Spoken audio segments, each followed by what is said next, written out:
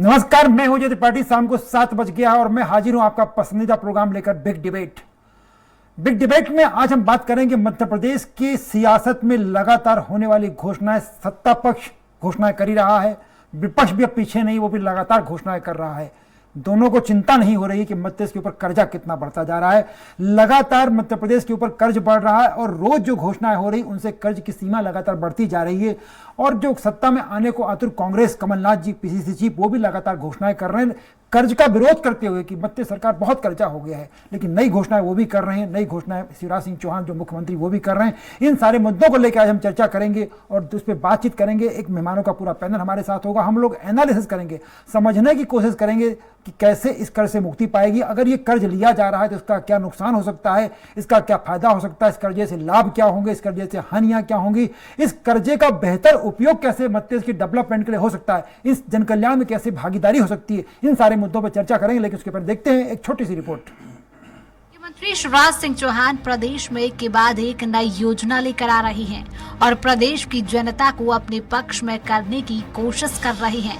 चुनाव से पहले शिवराज सिंह चौहान लाडली बहना योजना का कार्ड खेला, जिसमें लाडली बहनों के खातों में 1,000 रुपए की राशि डाली गई।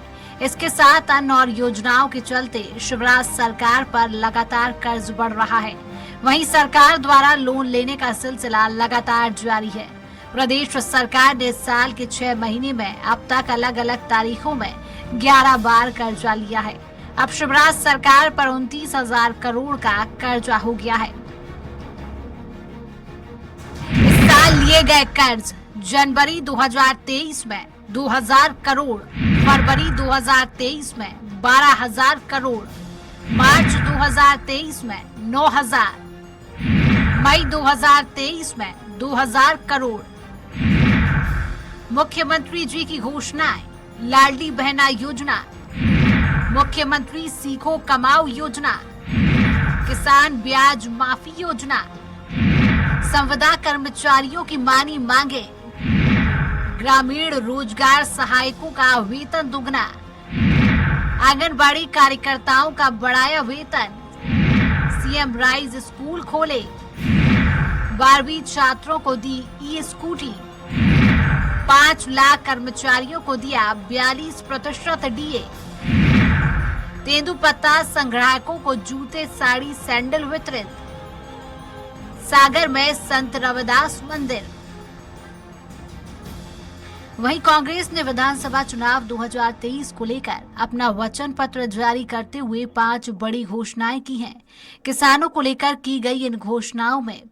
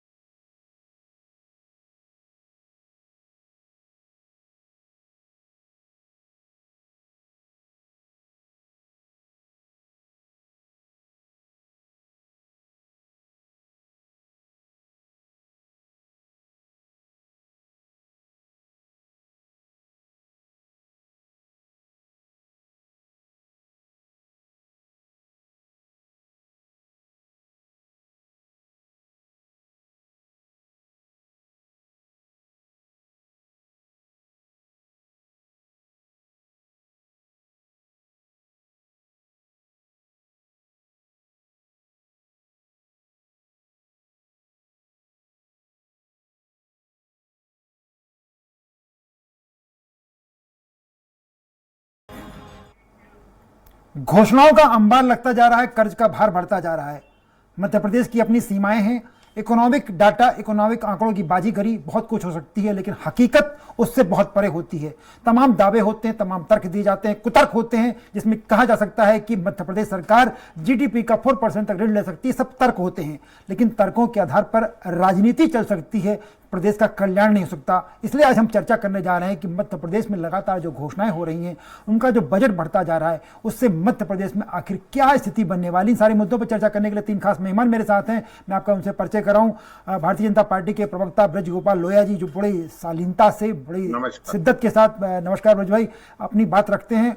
और साथ में अभिनव बरोलिया, कांग्रेस के वो प्रवक्ता जो नई पीढ़ी और पुरानी पीढ़ी दोनों के बीच में कैसे सामंजस्य बैठ सकता है और अपने आंकड़ों के साथ, अपने तर्कों के साथ कैसे पार्टी की बात रखी जाती है, ये अभिनव से सीखना चाहिए। और गौरव चतुर्वेदी, मध्य प्रदेश की पत्रकारिता का वो नाम जो कांग्रेस हो या बीजेपी या पक्ष या विपक्ष से कोई फर्क नहीं पड़ता, उनकी कलम जब चलती है, उनकी समीक्षा जब होती है, तो थोड़ा सा दर्द तो कई सियासतदारों को होता है। ऐसे गौरव भाई का बहुत बहुत स्वागत है। तीनों मेहमानों, सबसे पहले मैं ब्रज भाई आपके पास आऊंगा। बड़ा मुश्किल सवाल होता जा रहा है बड़े धीरे धीरे कि एक बार फिर आप लोग कर्जा लेने जा रहे हैं, सरकार कर्जा लेने जा रही है और घोषणाएं रोज मुख्यमंत्री जी कर रहे हैं। आज भी विनोद सिंगरौली में तमाम घोषणाएं कर डाली। कैसे हो पाएगा, मत्तेज कैसे चल पाएगा? नहीं, देखिए, मैं आपको कुछ बातें इस विषय में बताऊं जी जी। कि हमें मध्य प्रदेश का कल्याण करना है और उसके लिए एक अर्थव्यवस्था है, हमने विकसित की है। और कुछ बातें मैं बड़ी स्पष्ट आपको कर दूं, 2003 तक प्रदेश पर 40 से 50 हजार करोड़ का कर्ज था और हमारे जो कुल राजस्व आय थी उसका 23.7% हिस्सा केवल ब्याज चुकाने में जाता था। आज मध्य प्रदेश में निश्चित लगभग 3 लाख करोड़ का कर्ज है, परंतु इसके बावजूद भी राजस्व प्राप्ति का कुल 16.8% हिस्सा ब्याज चुकाने में जाता है। तो ये तो प्रदेश की आर्थिक स्थिति की बात मैंने आपको बता दी। दूसरी बात, कर्ज लेकर किया क्या जा रहा है? देखिए, कर्ज लेना कोई बहुत बुरी चीज नहीं है। हो सकता है वो किन्हीं लोगों के दृष्टिकोण में गलत हो या कोई नैरेटिव इस तरह का सेट करने की बात हो कि ये कोई बुरी चीज है, मगर किस लिए लिया जा रहा है वो बहुत महत्वपूर्ण है। हमने मध्य प्रदेश के विकास के लिए कर्ज लिया है, हमने मध्य प्रदेश की सड़कों के लिए कर्ज लिया है, हमने मध्य प्रदेश में पेयजल आपूर्ति के लिए कर्ज लिया है, हमने मध्य प्रदेश की लाडली बहना के लिए लिया है, मध्य प्रदेश के जो कर्मचारी हैं उनके कल्याण के लिए लिया है, हमने मध्य प्रदेश की सिंचाई व्यवस्था को मजबूत करने के लिए लिया है, हमने मध्य प्रदेश की बिजली उत्पादन को 2900 मेगावाट से बढ़ाकर 28,000 मेगावाट करने के लिए लिया है। ये निश्चित लिया है। और इस कर्ज के कारण मैं एक बात और आपको कुछ कह दूं कि हमारा वित्तीय अनुशासन वर्ष 2003 से आज 2023 तक कभी भी मध्य प्रदेश का वित्तीय अनुशासन नहीं बिगड़ा। ये पूरी जिम्मेवारी के साथ कह रहा हूँ। जबकि जो लोग कह रहे हैं कि जी ब्रज भाई, वित्तीय अनुशासन का मुद्दा इसलिए अपन बात नहीं कर सकते कि वित्तीय अनुशासन सिर्फ इस बात पे नहीं होता है कि हम ओवरड्राफ्ट में नहीं जा पा रहे हैं। ओवरड्राफ्ट एक बार भी नहीं हुआ, इसे वित्तीय अनुशासन नहीं कह सकते। ये तो इकोनॉमिक्स की भाषा है। ये इकोनॉमिक्स की भाषा से नीचे उतर के आई है। अगर आपका वित्तीय अनुशासन बहुत ठीक होता तो हर बजट सत्र में आपको सप्लीमेंट्री बजट नहीं लाना पड़ता।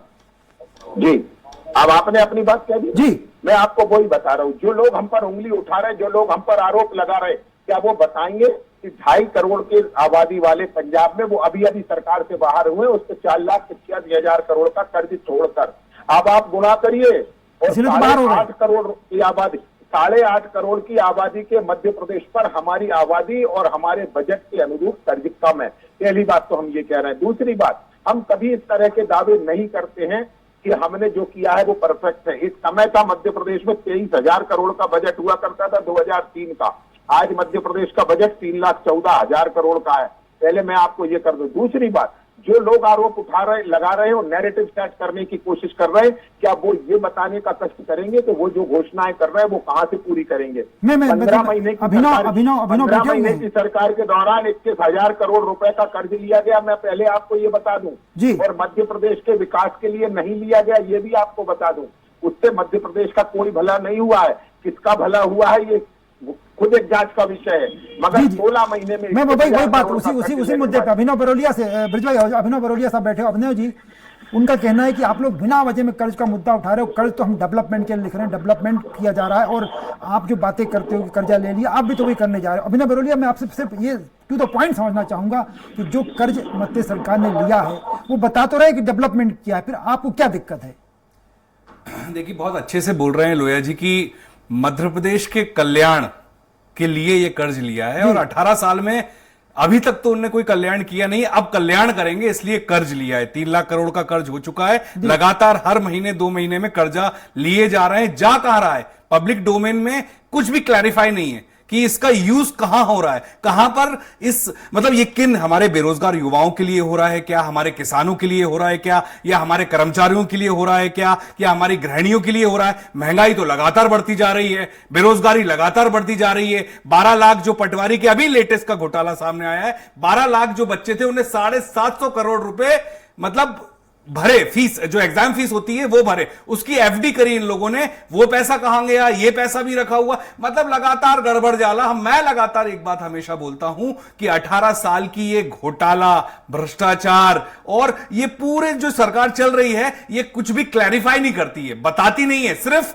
इवेंट करती है, बताती है कि ऐसे करके बसें भर के भीड़ लगा के वहां पर बेचारों को ले आते, जैसे भी लाते 250-500 रुपए करके, और वो जो चलता है वो करके भीड़ दिखाना चाहते हैं। लेकिन अब जनता मूर्ख नहीं बनना चाहती है। अजय जी, मैं बहुत क्लैरिफाई मतलब बहुत अच्छे से पहले भी लगातार घोटालों की लिस्ट बता चुका हूं, हर विभाग के घोटालों की, कहां कहां पर ये लगातार पैसा बताते हैं, जस्टिफाई नहीं कर पाते हैं, बताते हैं कि हमने ये किया है, हमने ऐसा किया है, 300 करोड़ की योजना है। अरे आपने योजना लाए हो तो एक एक साल में आपके 600-600 करोड़ की रोडें ढह गई, 300 करोड़ का डैम ढह गया, भगवान के नाम पर 800 करोड़ का 6 महीने पहले कैसा घोटाला हुआ है, महाकाल जी ने श्राप दिया इनको, ये अभी भी नहीं समझ रहे हैं। बिल्कुल, मैं अभिनव भाई, एक मुद्दा वो भी बार बार आ रही है कि चलिए उन्होंने तो बहुत सारी घोषणाएं कर डाली, आपको सत्ता अगर संभालने जैसा आप दावा कर रहे हो, आपके भावी मुख्यमंत्री जी, पर आपके भावी मुख्यमंत्री जी भी तो लगातार घोषणाएं कर रहे हैं, वो पैसा आप कहां से लाओगे? मैं बता रहा हूं सर, हमारी एक छोटे से अल्प समय की सरकार थी जी, मात्र छोटे से समय की, उसमें 100 रुपए 100 यूनिट बिजली हमने दी।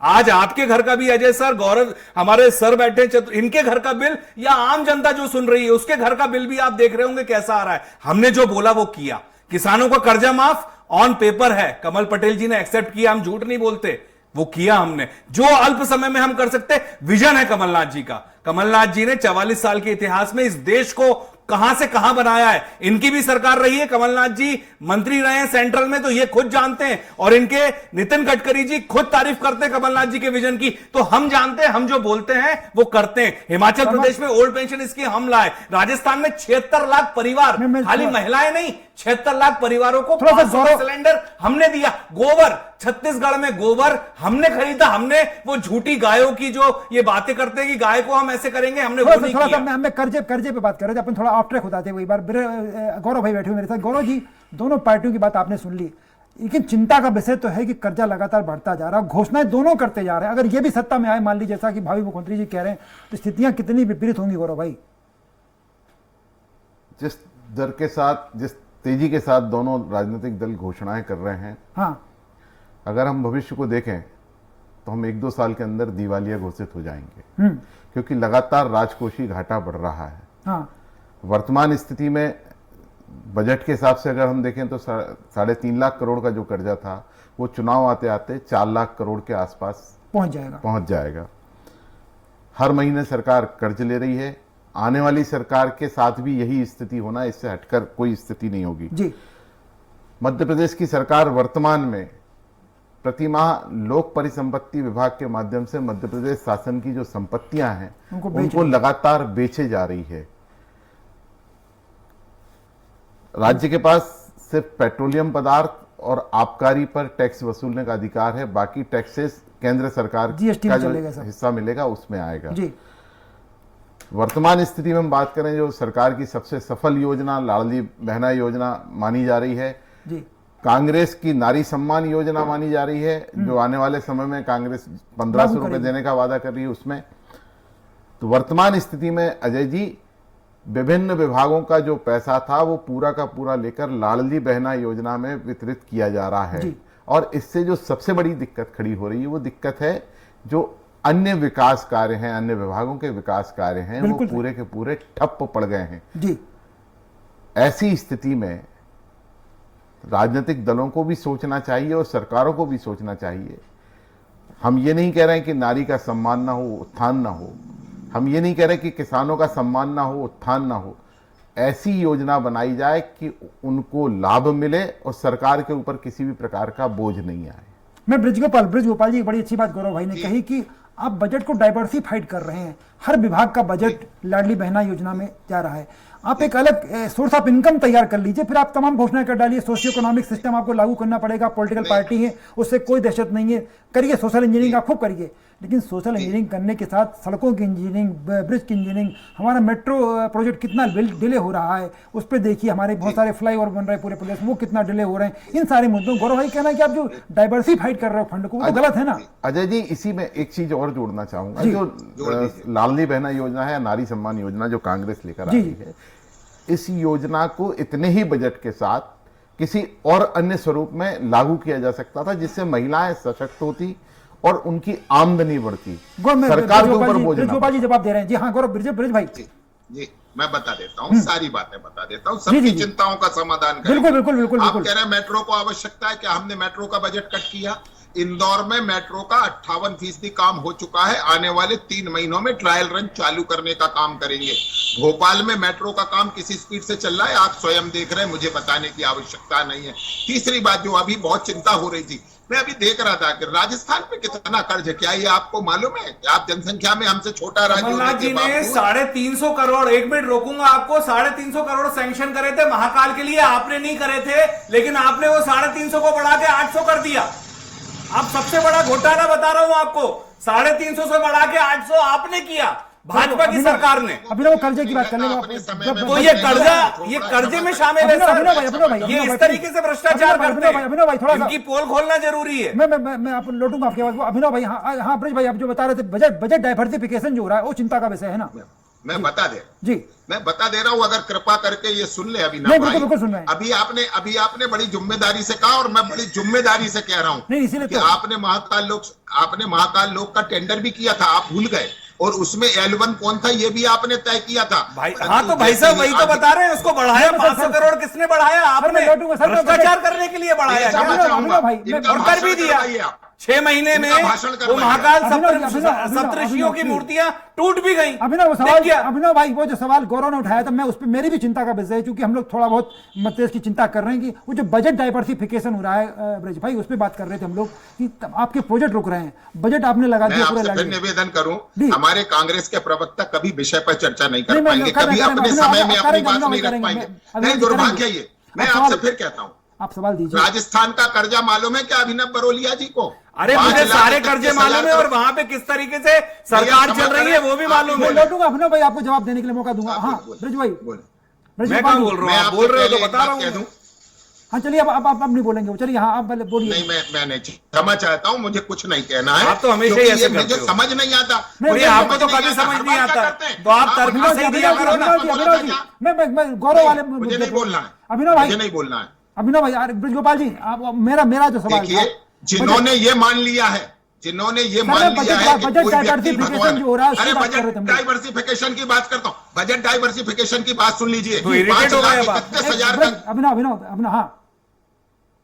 5,31,000 करोड़ का कर्ज कर दिया है राजस्थान पर, इसमें से 1,60,000 करोड़ का कर्ज है पिछले 4 वर्ष। मध्य प्रदेश की करो तो राजस्थान के चले जाते हैं। मैं क्षमा चाहता हूं, मुझे नहीं करनी है, क्षमा चाहता हूं। ब्रज गोपाल जी, आप बजट, अभिनव जी आप अपना भाषण दे दीजिए। नहीं हो गया उनका भाषण, बजट आप मुझे बताइए ना, आप मुझे बताइए ये सार्थक चर्चा है कि आपने कर्ज के बारे में कोई चर्चा करेंगे? मैंने 2 प्रश्न किए हैं, पहले ये बता दें। 160% कर्ज लिया छत्तीसगढ़ की सरकार ने 4 वर्षों में, ठीक है। 2 लाख करोड़ के आसपास कर्ज लिया राजस्थान की सरकार ने पिछले 4 वर्षों में। जनवरी 2023 की बात कर रहा हूं। एक मिनट, आप खुद के बारे में ये बताने तैयार नहीं है। आप खुद के बारे में ये बताने, आप खुद की घोषणाओं के बारे में, योजनाओं के बारे में ये बताने राजी नहीं है कि आप पैसा कहां से लाएंगे। 18 साल से सरकार चला रहे हो, यहाँ पे वहां की 4 साल की सरकारों के बारे में बात कर रहे हो। खुद सोचो ना क्या बोल रहे हो आप। ब्रज गोपाल जी, मेरे सवाल मैं कैसे बोलूंगा साहब, मेरी आदत नहीं है। आप मुद्दे पाइए ना, बजट डाइवर्सिफिकेशन मुद्दा उठ रहा है। मैं बता तो रहा हूं आपको, किसने बजट डाइवर्सिफाई किया। मैं आपसे फिर कहता हूं, यदि आपका खुद का कोई मनोवृत्ति है तो उसको भी उजागर करिए। हम फिर से कह रहे हैं, मध्य प्रदेश में राधा और अनुराधा पौडवाल को घूमने में मध्य प्रदेश के हेलीकॉप्टर नष्ट नहीं हो रहे, मध्य प्रदेश की जनता के कल्याण में हो रहे। आप याद करिएगा कि मध्य प्रदेश के हेलीकॉप्टर किस में उपयोग होते। एक मिनट मैं आपसे फिर कहता हूं, राधा किशन मालवीय और अनुराधा पोडवाल को लेके गया हेलीकॉप्टर 18 करोड़ की लागत का। आपको मैं बताता हूं 21,000 करोड़ का कर्ज 16 महीनों में क्यों लिया गया? मुख्यमंत्री निवास का रिनोवेशन कराना था, मुख्यमंत्री के लिए पृथक से हवाई जहाज चाहिए था, हेलीकॉप्टर चाहिए था। मैं आपसे फिर कहता हूं, हमने जनता के कल्याण के लिए, कर्मचारियों के कल्याण। हाँ, आपका सवाल बोलिए जी। मुझे सवाल गौरव भाई ने उठाया था कि आप कैसे काम हो पाएगा। आप सारे विभागों में डिस्पर्सल रोक दिया गया है इस समय, हर विभाग में आहरण के अधिकार बंद कर दिए गए, सबका पैसा, क्योंकि आप नहीं, एक आध विभाग को मैं एक निवेदन करता हूँ, एक आध विभाग तो बताना पड़ेगा, क्योंकि एक नगर परिषद मैं भी चलाता हूँ, उसमें कोई आहरण कहीं से नहीं रुका, किसी ठेकेदार का भुगतान नहीं रुका। यदि उसने काम किया है तो पीडब्ल्यूडी में नहीं रुका है, इरिगेशन में नहीं रुका है, चिन्ह परियोजना का काम मेरे सामने चल रहा है, उसके 3 भुगतान हो चुके हैं। मैं आपको पूरी स्पष्ट जानकारी दे सकता हूँ। पीएचई में भुगतान नहीं रुका है। रुका भुगतान कहां है? भोपाल मेट्रो का नहीं रुका, इंदौर मेट्रो का नहीं रुका, किसी हाईवे का रुका हो तो बताएं। देखिए, काल्पनिक बातें और नैरेटिव सेट करने से काम नहीं चलेगा। वास्तविकता है कि आपको सत्य बताना पड़ेगा कि कहां रुका है, किसका रुका है भुगतान। आप मुझे बताइए, कर्मचारियों का वेतन रुका क्या? लाडली बहना का पैसा रुका क्या? संबल योजना का पैसा रुका क्या? किसानों के 6,000 रुपए रुके? बताइए ना, कहां पैसा रुका? वही तो बात हो रही है। आपने चलिए, अगर आपके पास पैसा इतना आ रहा है तो महिला बाल विकास का बजट इतना है कि हम लाडली बहना में हर से पैसा बांट सकें। जी, निश्चित बांट सकें। और हम अगर 1,000 बांटने में लोग ये कह रहे हैं कहां से लाएंगे, तो वो ये बताएं कि 1,500 कहां से देंगे। मैं बड़ा एक अतार्किक बात होती है। मुझे एक बात समझ में नहीं आती है, हमने मध्य प्रदेश की आर्थिक स्थिति को पहले सुदृढ़ किया है, फिर जन कल्याण के काम हाथ में लिए हैं, और कांग्रेस की तरह नहीं, एक महीने से 1,000। अभिनव एक मिनट, गौरव चतुर्वेदी की बात सुनो। गौरव चतुर्वेदी जी, अपन वो मानने को तैयार नहीं, ब्रजगोपाल जी के बजट डाइवर्सिफाई हो रहा है। हम बार बार बल्लभ भवन में अगर देखिए, मंत्रालय में बैठ करते तमाम विभागों की फाइलें आज भी फाइनेंस डिपार्टमेंट मंजूरी के लिए अटकी हुई हैं। गौरव भाई वो मानने को तैयार नहीं है, पर आप जब समझ पाते हैं कि महिला बाल विकास का बजट कितना है, उसमें कितना बजट लाडली बहना के लिए, पैसा आखिर आ कहां से रहा है? ये वो बजट दूसरे विभागों का रहा है, मुझे जहां तक समझ में आता है। गौरव भाई नहीं, देखिए, इसके लिए कोई आदेश नहीं निकाला जाता है जी, मौखिक निर्देश दिए जाते हैं और उसके बाद फिर वो सारे पैसे को डाइवर्ट कर दिया जाता है जी। ये ना आप बता सकते हैं, ना मैं बता सकता हूं, ना शिवराज जी बता सकते हैं कि हमने किस विभाग का पैसा रोका, लेकिन मौखिक तौर पर उन्होंने निर्देश जो दे रखे हैं अधिकारियों को, उस निर्देश के बाद वो सारा का सारा पैसा लाडली बहना योजना के खातों में ट्रांसफर किया जा रहा है। अपन बात कर रहे थे अजय जी कर्ज की स्थिति पर। ताजा जो कर्ज की स्थिति, इन योजनाओं के कारण जो नुकसान हुए हैं वो मैं आपको बताना चाहता हूं। आजकल मध्य प्रदेश में एक बहुत ही बड़ा विज्ञापन चल रहा है, तब और अब 2003 की स्थिति में और 2023 की स्थिति में जो विकास कार्य थे उनका उल्लेख किया जा रहा है जी। दिग्विजय सिंह के शासनकाल में 3300 रुपए का कर्ज प्रति व्यक्ति के ऊपर होता था, जो आज की तारीख में 47,000 रुपए प्रति व्यक्ति हो गया है। 16 गुना कर्ज बढ़ गया है। अगर हम इस कर्ज की मात्रा को मान भी लें तो क्या उस स्तर के अनुरूप मध्य प्रदेश में विकास हुआ है? अन्य क्षेत्रों में आपने सामाजिक योजनाओं में पैसे को जो खर्च किया है उससे उत्पादकता नहीं बढ़ पाई है, वो प्रोडक्टिविटी नहीं बढ़ पाई जो प्रदेश की आर्थिक स्थिति को बदल सकता था। और इस कारण से 20,000 करोड़ रुपए प्रति साल मुझे गौरव जी ब्याज चुकाने में जा रहा है। गौरव जी जी हाँ गौरव भाई, 20,000 करोड़ रुपए प्रति साल ब्याज चुकाने में जा रहा है। मेरा यहां यही कहना है कि जो उत्पादकता बढ़ाई जा सकती है मध्य प्रदेश की, ऐसी योजनाओं को लागू किया जाए। गौरव जी को मुझे कुछ कहना है, मुझे गौरव जी से एक मिनट, ब्रजगोपाल जी कुछ कह रहे हैं। गौरव जी को 30 सेकंड केवल 2 बातें कहनी है मुझे। एक ये कि दिग्विजय सिंह के समय में मध्य प्रदेश की प्रति कैपिटा इनकम 11,000 थी, जो आज 1,41,000 है।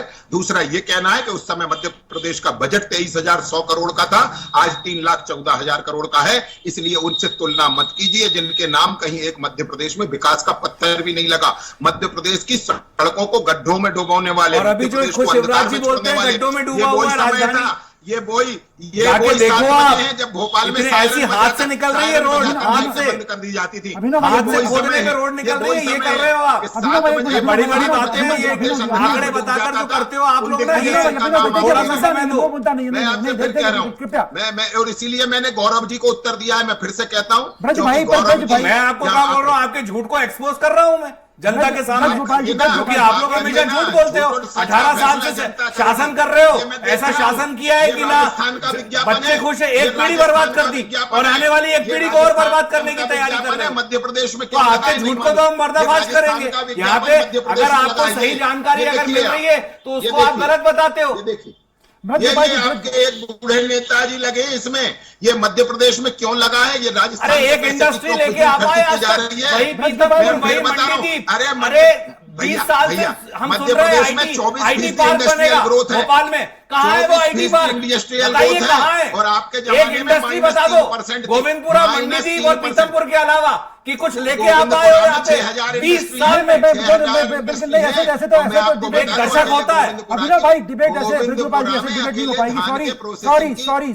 सॉरी सर, मेरे आखिरी में कोई बोलते आखिरी में सवाल मेरा मुद्दा वो जो गौरव ने, मैं भी उस पर सहमत हूँ। देखिए आप ये आंकड़ों की बाजीगरी से काम नहीं चलेगा कि दिग्विजय सिंह के कार्यकाल में 23,000 करोड़ का था और 3 कितना का बजट था। उस समय हमारी जीडीपी 4 पॉइंट समथिंग थी, आज हमारी जीडीपी 14 पॉइंट से 16 पॉइंट हो गई है। ये सारी बातें आंकड़ा इकोनॉमिक्स की बाजीगरी कहलाती है। ब्रज भाई, गौरव ने जो मुद्दा उठाया कि प्रोडक्टिविटी कहां बढ़ रही है, मेरी बात सुनिए, ये आंकड़ों की बाजीगरी है।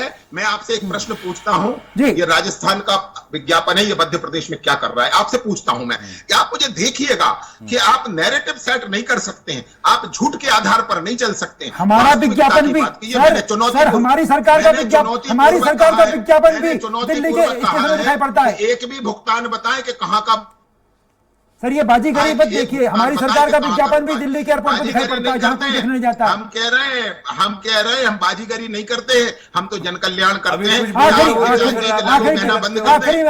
चाहते हैं कि मध्य प्रदेश के कर्मचारियों को डीए न दें? क्या आप ये चाहते हैं कि हम बिल्कुल दीजिए, लेकिन हमने दुगना किया है?